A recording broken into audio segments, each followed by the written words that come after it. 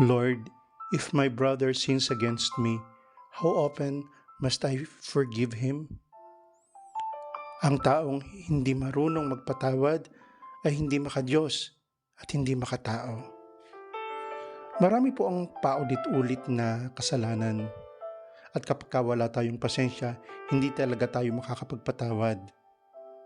Yun yang isang beses lamang na magkasala ay mahirap na mapatawad sa iba, ano pa kaya kapag paulit-ulit? Pansin natin, habang patanda ng patanda ang tao, kung hindi man siya nagabayan ng tama sa pananampalataya, mas pahirap ng pahirap ang kanyang pagpapatawad. Kasi pride o kayabangan.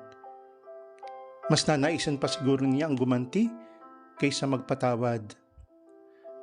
Sa pagpapatawad, malaki ang ginagawa ng pananampalataya at pag-ibig. Basta mahal mo, patatawarin mo. Di ba? Ganun yun?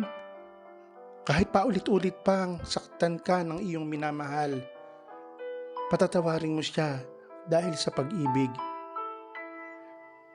Kung hindi mo kaano-ano ang gumawa sa iyo ng masama, mahirap ang pagpapatawad. Dito masusubukan ang pananampalataya. Maka-Diyos na pagmamahal ang kailangan kasi para ito ay mapatawad. At kung hindi natin mapatawad ang ating kapwa sa kanilang ginawa, ganun rin, hindi na rin natin mapapatawad ang ating sarili kasi tayo na ang humusga sa ating gawain. Ang taong hindi marunong magpatawad ay talagang hindi maka-Diyos at hindi makatao. Amen. Mula po dito sa Warsaw, Poland, kayo po ay aking binabasbasan sa ngalan ng Ama, ng Anak at ng Espiritu Santo. Amen.